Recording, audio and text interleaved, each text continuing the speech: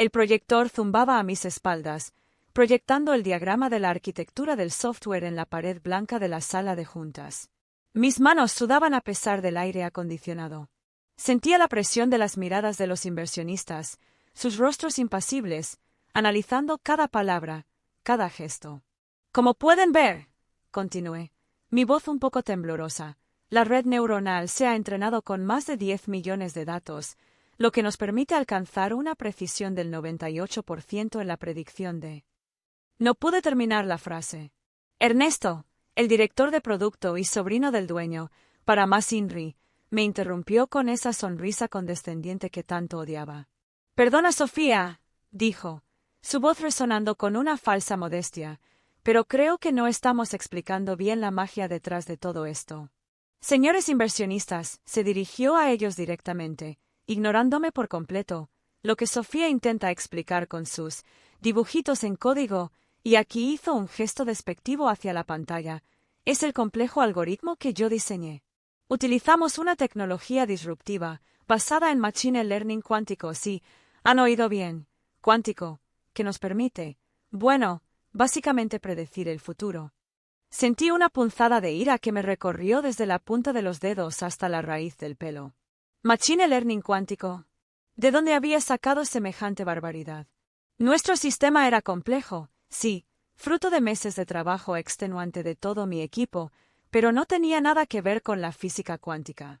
Era un sistema de aprendizaje profundo, basado en redes neuronales convolucionales, nada del otro mundo, pero eficaz.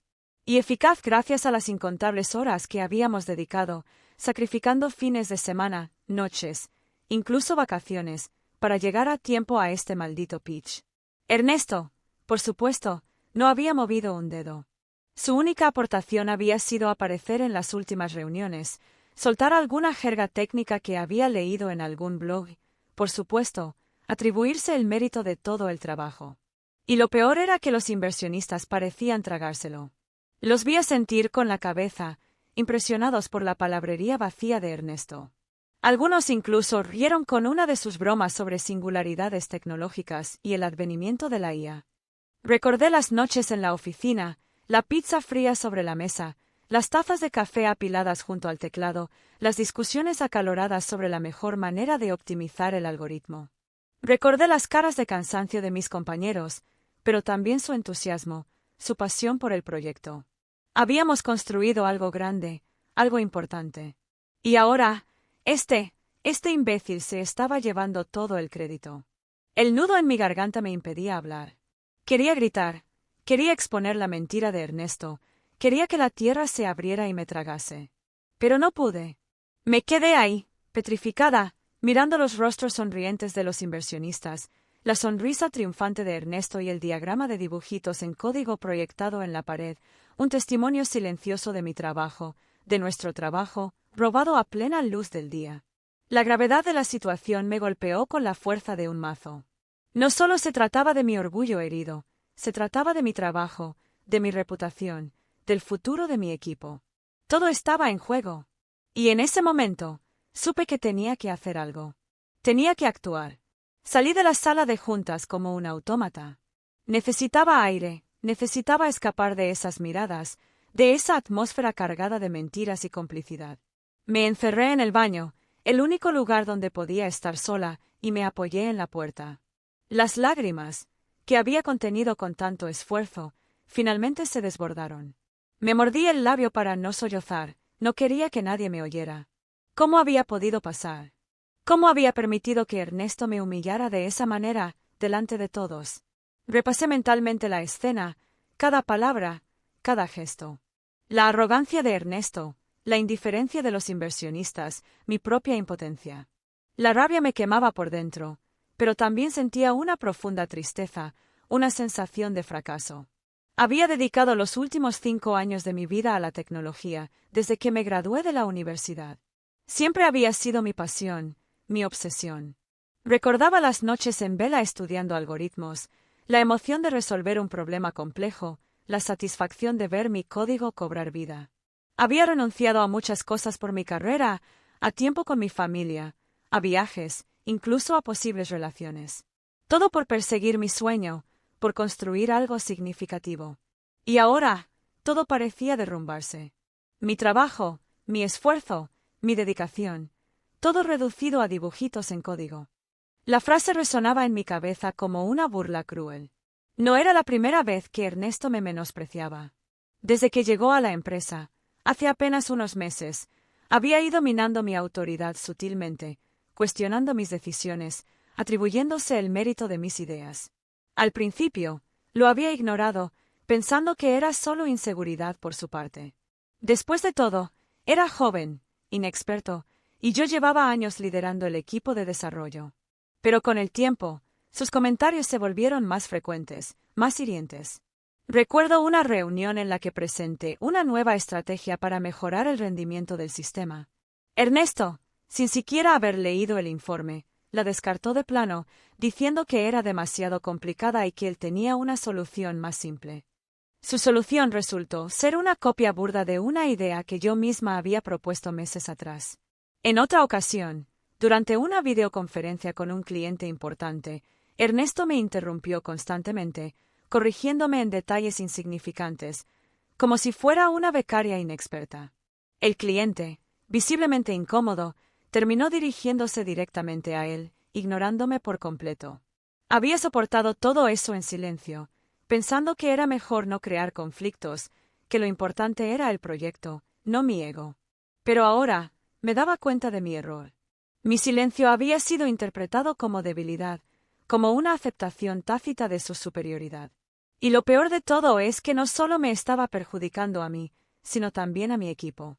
Pensé en mis compañeros, en David, el ingeniero jefe, con su paciencia infinita y su capacidad para resolver cualquier problema técnico, en Ana, la joven programadora, con su entusiasmo contagioso y sus ideas innovadoras, en Luis, el veterano del equipo, con su experiencia y su sabiduría.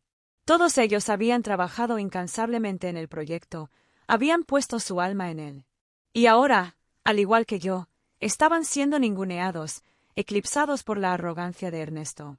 Me sentía responsable por ellos, por la injusticia que estaban viviendo. Me miré en el espejo del baño. Tenía la cara roja, los ojos hinchados. Parecía una sombra de lo que era. Pero en el fondo de esa mirada cansada, una chispa de determinación comenzó a brillar. El silencio y la resignación habían terminado. No iba a permitir que Ernesto se saliera con la suya. No iba a dejar que pisoteara mi trabajo, mi reputación y la de mi equipo. Tenía que luchar. Tenía que encontrar una manera de contraatacar. Me sequé las lágrimas con la mano, respiré hondo y salí del baño. La batalla apenas comenzaba. Regresé a mi escritorio con una calma inquietante. La rabia inicial, ese calor que me quemaba las entrañas, se había transformado en una fría determinación. Era como la sensación que precede a una tormenta, esa quietud tensa, cargada de electricidad, justo antes de que el cielo se desate. Me senté en la silla, la piel de gallina a pesar del calor de la oficina, y miré la pantalla de mi laptop apagada. Reflejaba mi rostro, pálido y tenso, con las marcas de las lágrimas aún frescas en mis mejillas. ¿Qué iba a hacer? Simplemente aceptar la derrota, dejar que Ernesto se llevara todo el crédito, ver cómo nuestro proyecto se desmantelaba pieza por pieza. La idea me revolvía el estómago. Imaginé a David, a Ana, a Luis, con la mirada baja, recogiendo sus cosas, buscando un nuevo trabajo. Imaginé el proyecto, nuestro proyecto, en manos de Ernesto, convertido en un Frankenstein de jerga vacía y promesas incumplidas. No podía permitirlo. No solo por mí, sino por todos los que habían creído en él, por todos los que habían invertido su tiempo, su energía, su pasión. Las consecuencias de no hacer nada eran demasiado graves. Mi reputación quedaría manchada, etiquetada como la ingeniera que no pudo defender su trabajo, la que se dejó pisotear por el sobrino del jefe. Y lo que más me dolía, la idea de que todo nuestro esfuerzo, todas esas noches sin dormir, todos esos sacrificios, hubieran sido en vano. No podía ser el final de la historia. Tenía que contraatacar. Tenía que encontrar una manera de exponer la verdad, de desmontar la farsa de Ernesto. Pero, ¿cómo? Él tenía todas las de ganar. El apoyo de su tío, la confianza de los inversionistas, el control absoluto de la narrativa. Yo, En cambio, no tenía nada. Solo mi conocimiento, mi experiencia y la certeza de que la verdad estaba de mi lado. Empecé a considerar mis opciones. Podía hablar con el tío de Ernesto, explicarle la situación, mostrarle las pruebas de que su sobrino estaba mintiendo. Pero, ¿me creería? Ernesto era su familia, su sangre. Probablemente lo vería como un ataque personal, como una envidia profesional. Además, ¿qué pruebas tenía realmente? Todo el trabajo estaba en el código, en los algoritmos, en la arquitectura del sistema. Eran cosas demasiado técnicas, demasiado complejas para alguien que no estuviera familiarizado con el tema. Ernesto, con su labia y su carisma, seguramente encontraría la manera de tergiversarlo todo, de presentarme como la inestable, la conflictiva, la que no sabe trabajar en equipo. Otra opción era ir directamente a los inversionistas, mostrarles la realidad del proyecto, las métricas reales, el trabajo real. Pero, ¿cómo acceder a ellos? Ernesto controlaba todas las comunicaciones, todas las presentaciones. Era él quien tenía el micrófono, el proyector, la atención de la audiencia. Yo era invisible, una sombra detrás del escenario. Podía filtrar la información a la prensa, denunciar públicamente la situación. Pero eso sería una medida extrema, un último recurso. Podría dañar la imagen de la empresa, poner en peligro el proyecto, incluso afectar a mis compañeros. No quería llegar a ese punto. Tenía que encontrar una solución más inteligente, más estratégica. Me quedé mirando la pantalla en blanco, buscando una respuesta, una idea, una chispa de inspiración. Y entonces, la vi. Una pequeña carpeta, escondida en lo más profundo de mi disco duro, con un nombre críptico, Proyecto Fénix. Era un demo que había desarrollado en secreto, una versión alternativa del sistema, con todas las métricas reales, con todas las funcionalidades ocultas que Ernesto desconocía por completo. Lo había creado como una especie de seguro, por si acaso. Nunca pensé que llegaría a usarlo. Pero ahora, en ese momento, supe que era mi as bajo la manga, mi única oportunidad de darle la vuelta a la tortilla. Una sonrisa casi imperceptible se dibujó en mi rostro. Abrí la laptop, mis dedos tecleando con una nueva energía, una nueva determinación. La calma que precedía a la tormenta había terminado. Era hora de desatar el trueno. El nombre del archivo, Proyecto Fénix, me provocó una sonrisa irónica. Renacer de las cenizas. Eso era exactamente lo que necesitaba. Hice doble clic y el código fuente se desplegó en la pantalla, líneas y líneas de texto. Mi creación, mi obra. Recordé las noches que había pasado trabajando en él, a escondidas, robándole horas al sueño, impulsada por una premonición que ahora se hacía realidad. Ernesto, con su arrogancia y su superficialidad, jamás se había molestado en comprender la complejidad del sistema. Se conformaba con la superficie, con la apariencia, con la palabrería técnica que usaba para impresionar a los inversionistas. No tenía ni idea de la potencia real que se ocultaba bajo el capó. El proyecto Fénix no era simplemente una copia del sistema principal. Era una versión mejorada, optimizada, con un panel de control oculto que permitía visualizar todas las métricas reales del proyecto, la precisión de las predicciones, la velocidad de procesamiento, la eficiencia del algoritmo. Datos que Ernesto había manipulado, inflado, para presentar una imagen distorsionada de la realidad. Datos que yo ahora iba a utilizar para desmontar su castillo de naipes. Empecé a modificar el código, adaptándolo a la presentación, preparando las gráficas, diseñando una interfaz intuitiva y visualmente impactante. Quería que fuera demoledor, que la verdad saltara a la vista con la fuerza de un puñetazo. Imaginé las caras de los inversionistas, su sorpresa al descubrir la realidad, la humillación de Ernesto al verse expuesto. La idea me llenaba de una energía renovada. El principal obstáculo era el acceso al sistema de proyección. Ernesto controlaba el proyector, el micrófono, todo el equipo. Tenía que encontrar una forma de acceder a la red sin levantar sospechas. Recordé que David, el ingeniero jefe, me había comentado sobre una vulnerabilidad en el sistema de seguridad de la sala de juntas. Algo sobre una contraseña por defecto que nunca habían cambiado. Una bomba de tiempo, había dicho, meneando la cabeza. En aquel momento, no le había dado importancia. Ahora, esa bomba de tiempo era mi única esperanza. Le envié un mensaje discreto a David, pidiéndole que me confirmara la información. Unos minutos después, recibí su respuesta. Sí, Sofía, la contraseña sigue siendo admin 123. ¿Para qué la necesitas? No entré en detalles. Simplemente le respondí. Confía en mí, David. Es importante. Con la contraseña en mi poder, el siguiente paso era encontrar el momento oportuno para actuar. La presentación de Ernesto estaba programada para dentro de 1 hora. Tenía que ser rápida, precisa, quirúrgica. No podía permitirme ningún error. Me conecté a la red Wi-Fi de la sala de juntas, utilizando la contraseña que David me había proporcionado. Accedí al sistema de control del proyector y cargué el proyecto Fénix. Todo estaba listo. Solo faltaba esperar el momento preciso. Repasé mentalmente el plan una y otra vez, anticipando posibles contingencias. ¿Y si Ernesto se daba cuenta de lo que estaba haciendo? ¿Y si los inversionistas no me creían? ¿Y si todo salía mal? Traté de apartar esos pensamientos negativos de mi mente. Tenía que concentrarme en el objetivo, en la verdad, en la justicia. Miré el reloj. Faltaban 15 minutos. Sentí un nudo en el estómago, una mezcla de nerviosismo y excitación. Era ahora o nunca. Respiré hondo, cerré los ojos por un instante y visualicé el éxito, la victoria, el renacimiento. Cuando los abrí, una sonrisa fría y decidida se dibujó en mi rostro. Estaba lista. El as bajo la manga estaba a punto de ser revelado. La sala de juntas estaba en silencio, hipnotizada por el discurso de Ernesto. Hablaba de proyecciones de crecimiento exponencial, de disrupción tecnológica, de un futuro donde nuestra IA dominaría el mercado. Su voz, segura y convincente, resonaba en la sala, acompañada por diapositivas llenas de gráficos ascendentes y promesas deslumbrantes.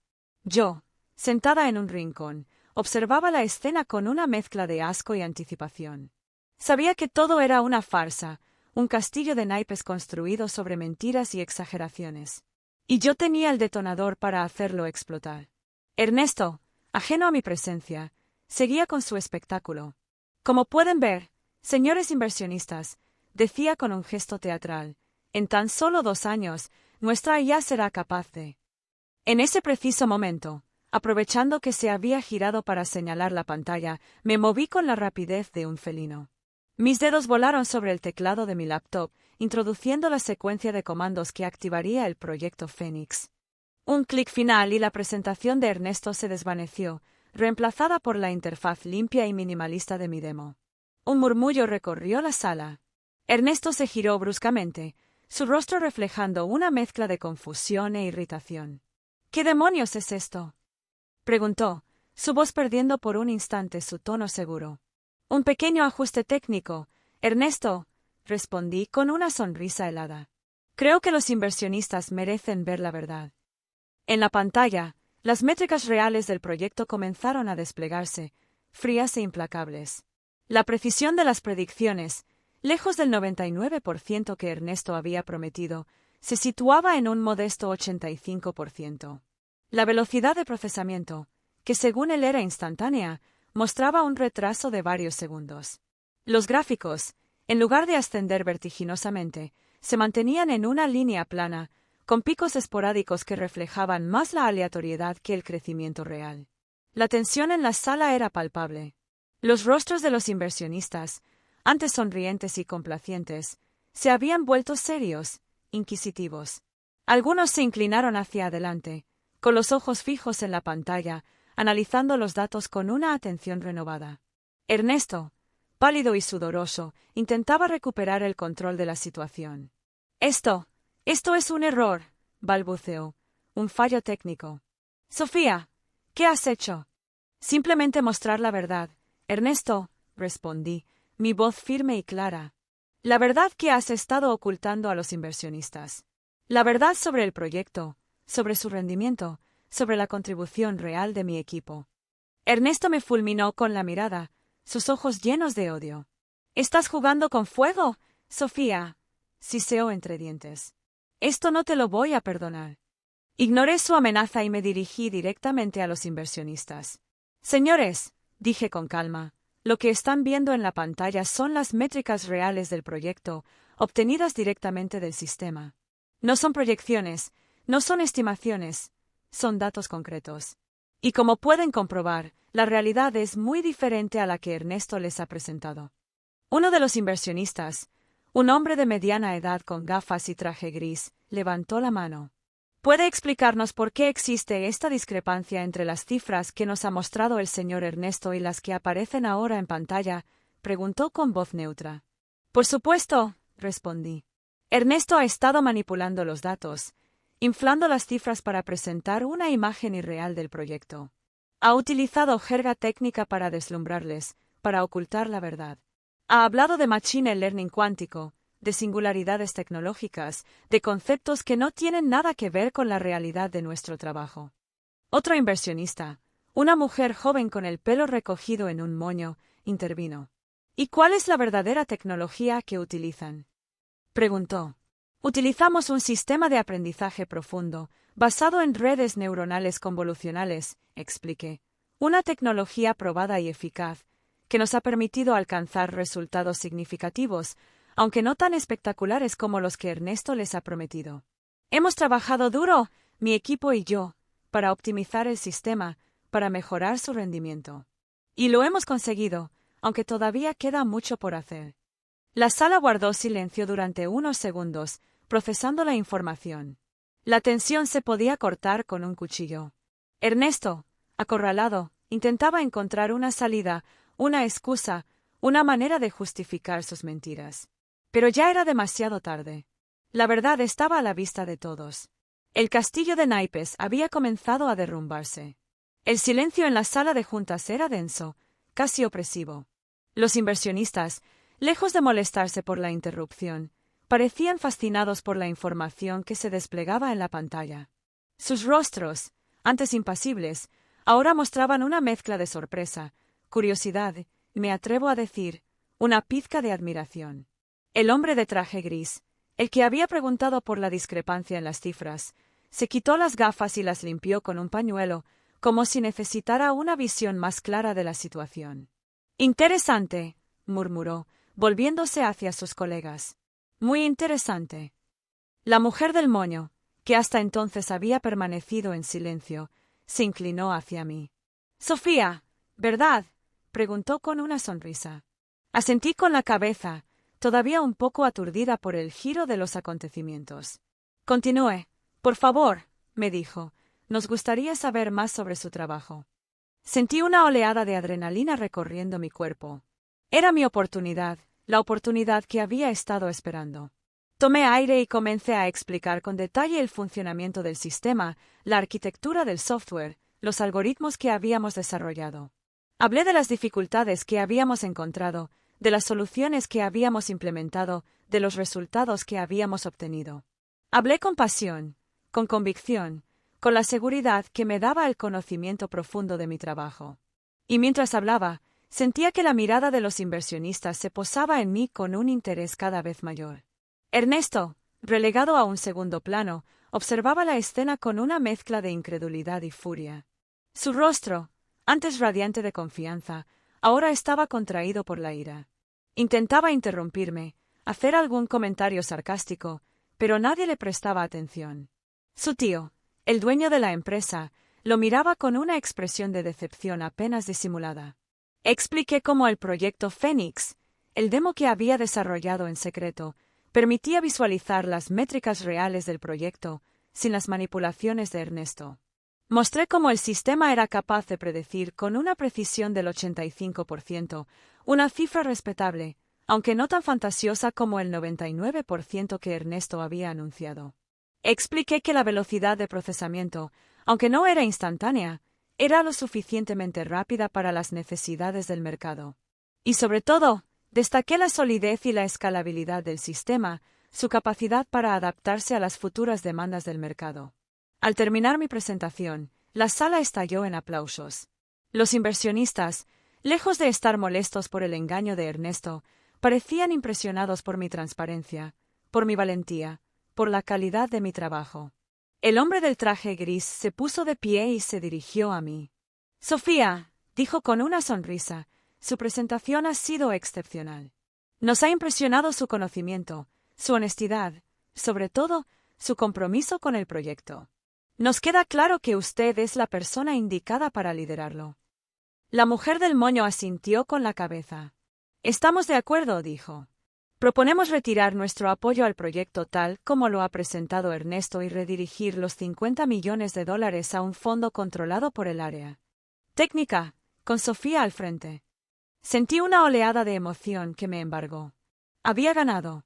No solo había defendido mi trabajo y el de mi equipo, sino que había conseguido el respaldo de los inversionistas para llevar el proyecto adelante, bajo mi liderazgo.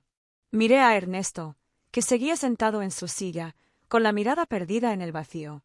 Su rostro era una máscara de humillación y derrota. Su tío, con el rostro enrojecido, se levantó y abandonó la sala sin decir una palabra. La victoria era dulce, pero no me regodeé en ella. Sabía que todavía quedaba mucho trabajo por hacer. Tenía que reorganizar el equipo, redefinir los objetivos, asegurarme de que el proyecto siguiera adelante con éxito. Pero ahora, lo hacía con la confianza y el respaldo que me merecía. Había demostrado mi valía, había defendido la verdad y había salido victoriosa. El castillo de naipes de Ernesto se había derrumbado, dejando al descubierto la solidez de mi propio trabajo. Y en ese momento, supe que no solo había ganado una batalla, sino que había cambiado las reglas del juego. Había creado un nuevo código, un código basado en la honestidad, la transparencia y el trabajo duro. Un código que, esperaba, inspiraría a otros a alzar la voz y luchar por lo que es justo. La oficina bullía de una energía diferente. Ya no era el silencio tenso, cargado de incertidumbre, de los últimos meses. Ahora se respiraba un aire de optimismo, de entusiasmo, de camaradería. Mis compañeros me felicitaban, me abrazaban, me sonreían con una genuina alegría que me llenaba el corazón.